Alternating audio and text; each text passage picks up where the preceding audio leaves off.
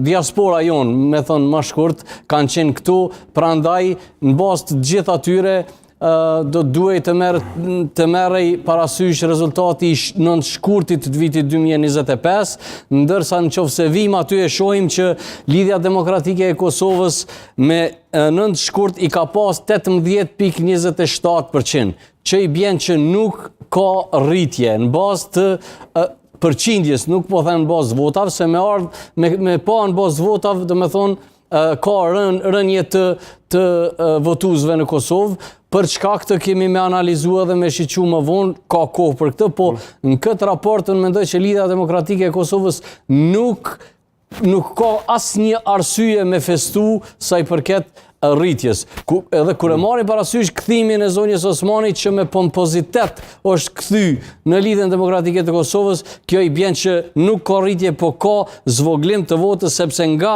18.27 e keni 17.70% të votave. Hasan Pap? Po nuk krahasohen dot shifrat pjesërisht të një palë zgjedhjeve tjera me pjesërisht shifrat e këtyre zgjedhjeve. Nuk krahasohet dot molla me portokallin, por kur krahasojmë portokallin me portokallin dhe mollën me mollën.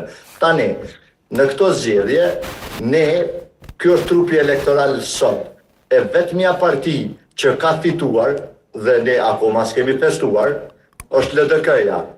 E vetmja parti që ka humbur, dhe që çuditërisht ka festuar, është Lëvizja Vetëvendosje. Të dalësh zgjedhje, ti humbasësh 9 deputet. Kur dikush ka dali pari me 42.7% pa votën e diasporës, do me thonë është humbs, kur është i pari, e ka të drejtën me zgjedh kryetarin e parlamentit, e ka të drejtën me formuar qeverinë.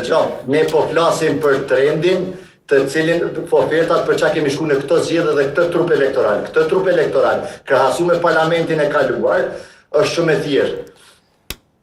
Lëvizja Vetëvendosje i ka humbur 9 deputet, tani dhënat zyrtare siç po flasim. Alo nuk e dim, se s'kan ardhur alo votat e diasporës dhe ato... Këto zyrtarisht, çka po flasim ne tash se dim as unë as